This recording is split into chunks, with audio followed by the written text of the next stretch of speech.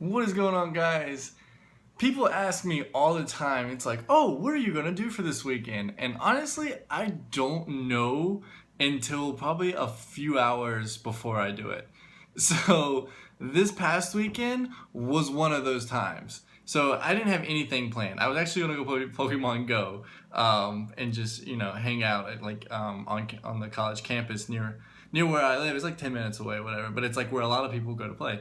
I've told you that story already. But anyway, like I said, few hours before, I didn't even know I was going to see this.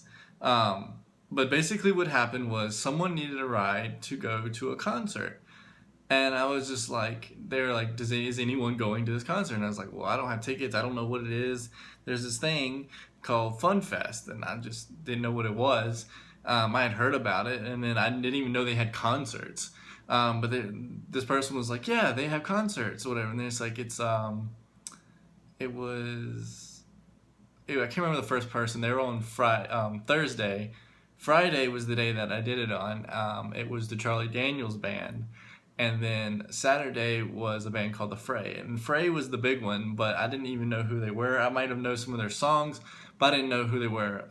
Anyway, I was like, Charlie Daniels Band. I said, that sounds really familiar. So I Googled it, and I thought that's what it was. It was Devil Went Down to Georgia was the song that you normally hear. The Legend of Woolly Swamp and stuff like that. And of course, other things that he's done. But, no one really cared about him apparently, because apparently the one Thursday was huge, and I'm sure the one Saturday was huge. They had like a huge fireworks and all that stuff. Nevertheless, I bought my ticket. It was like $20 to see the Charlie Daniels Band. I mean, this dude is like, he's legendary. I think he's turning 80 in October. If you guys don't know who it is, Google it, listen to his stuff.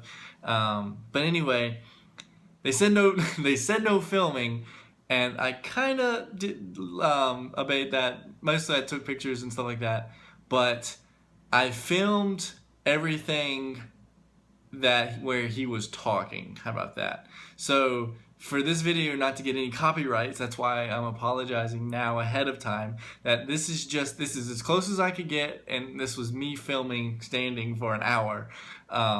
So I'm gonna cut to it. It'll be jumping all around, but you guys will get to see the Charlie Daniels and his band, and like he's had new members. Like one was like 6 months ago he had it.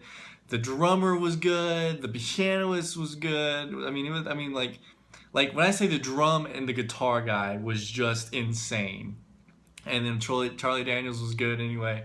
But if you want to see the last song he played, I'll put that on Facebook so that you guys can watch it there.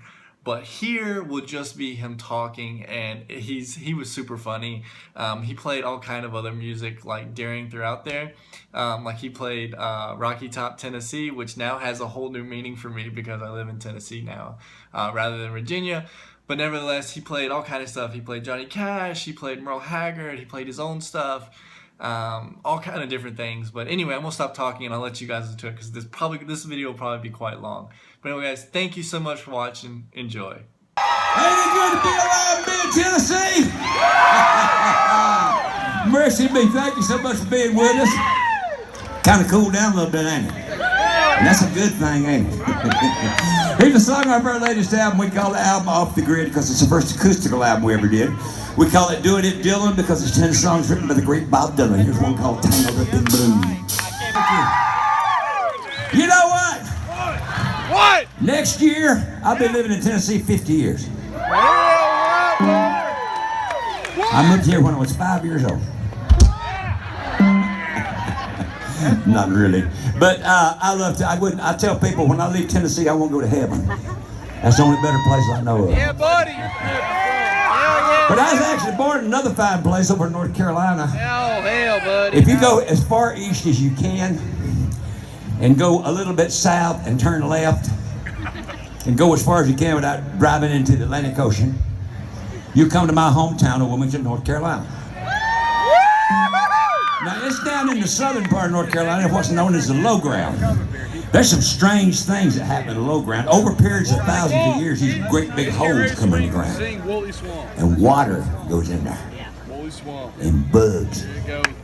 And skeeters. And snakes. and gators Woolly and Swamp! boogers. Let's go! Now you gotta be Southern to know what a booger is, right? Wrote a song about one of them a few years back. I'd like to share it with you tonight. This is called The Legend of Woolly Swamp. Here, thank you so much.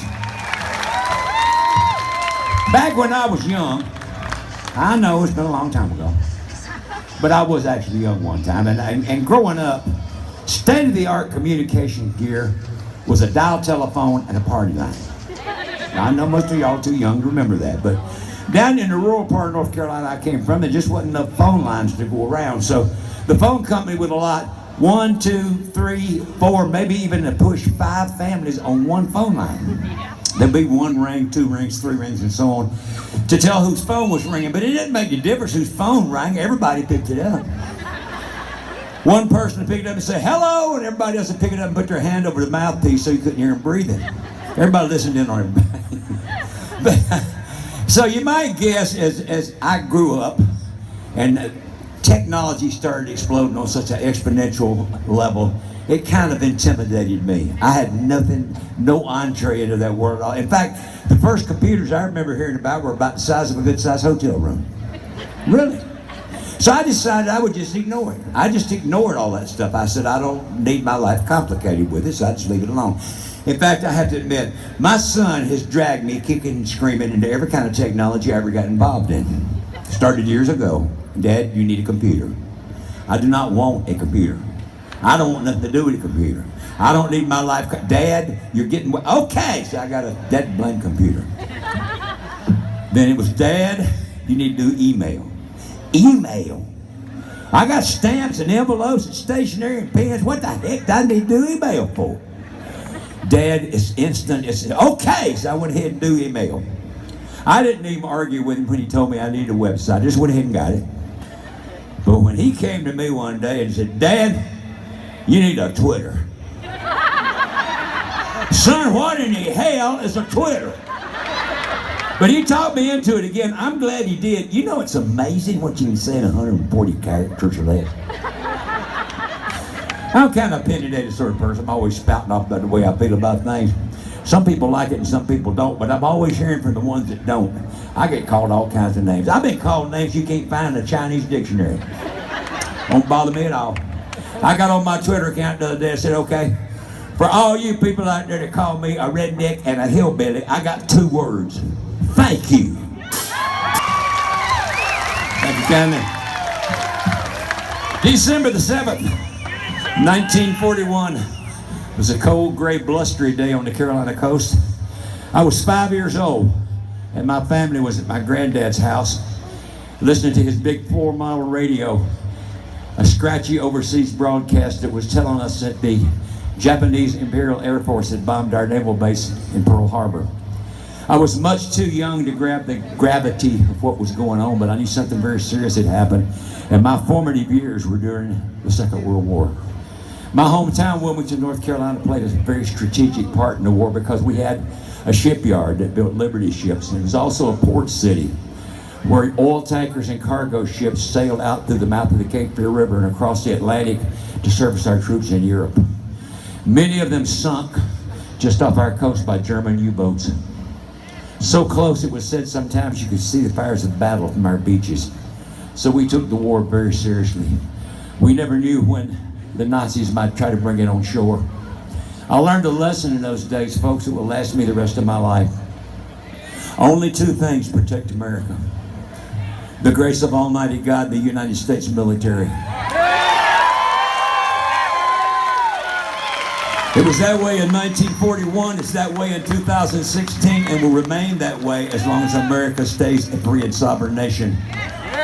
We have had the honor of being among our men and women in uniform in some pretty desolate parts of the world here in the last few years. And I want to tell you something, folks.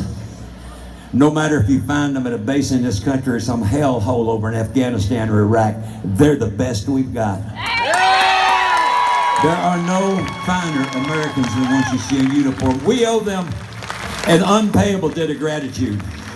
And not just to our folks on active duty now, but also to all of our veterans, our National Guard, and all of our reserve troops. And tonight, with a heartfelt attempt at saying thank you, we'd like to dedicate this next song to anyone who is, was, or will be in our military. I pledge allegiance to the flag of the United States of America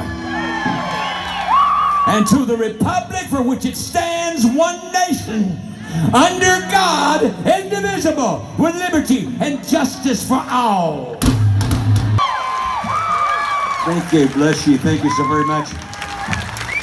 Ladies and gentlemen, when you go see a band play, it could be us or anybody at all. Something you don't usually get a chance to realize, most of the talent in any band is back here with the guys who play the music. Now, if I had time to go through the litany of the bands these guys have played with, the songs they've written, the records they've played on, you'd be surprised. But take my word for it, it's tremendous. We like to let our guys show out for you, and so we feature them all. We're going to start over here on my left with a young man who's been in this band for 27 years. Hails from a small town over in southern Illinois.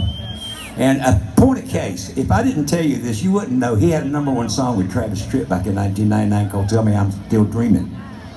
Right, did I get the title right that time? Tell Me I Was Dreaming. He's a great songwriter. He's going to do another great song he wrote for you. You're going to like this one. This is kind of funky. This is called Play Me Some Country Blues, ladies and gentlemen. Would you say good evening from West Frankfort, Illinois, Mr. Bruce Ray Brown. Ray Brown, play me some country blues. I left Wilmington, North Carolina with a guitar and a dream back in the summer of 1958.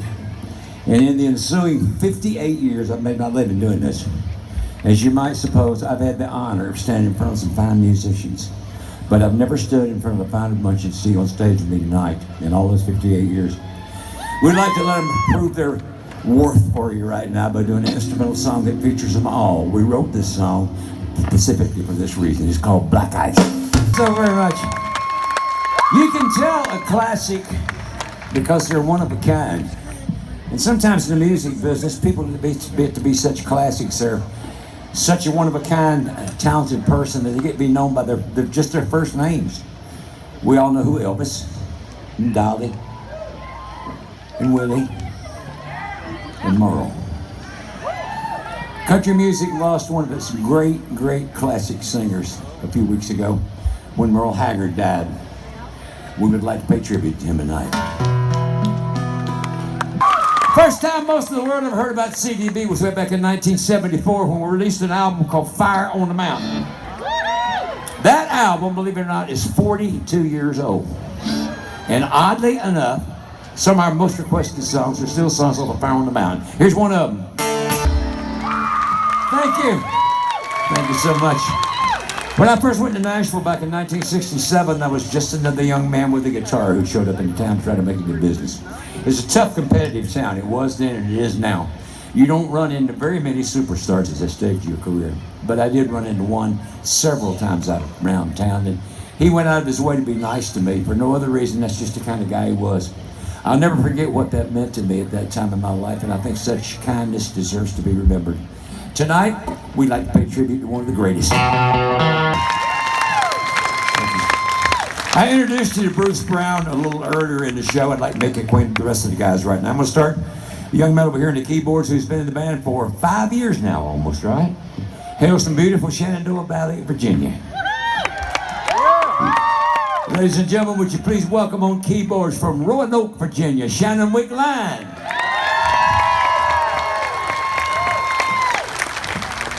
We picked this next gentleman up in Tuscaloosa, Alabama 41 years ago.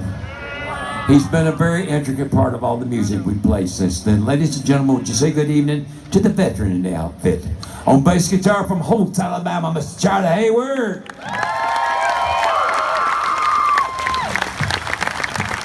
The newest member of our band, for the first time in a long time, we got a Tennessee guy in the band. Now, we're right over here in this part of the country, so any folks know where Soddy Daisy, Tennessee is?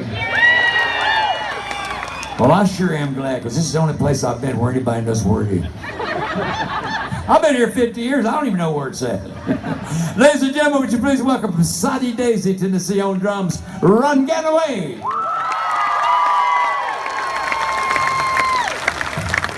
I'm sure you've all decided for yourself the young man who stands on my immediate right is one fine guitar player. We're going to let him show up a little bit for you right now by doing a song that you've been hearing all your life, but you've never heard it played like this. Ladies and gentlemen, doing the Will and Tell Overture, would you please welcome from Peoria, Illinois, Mr. Chris Warmer.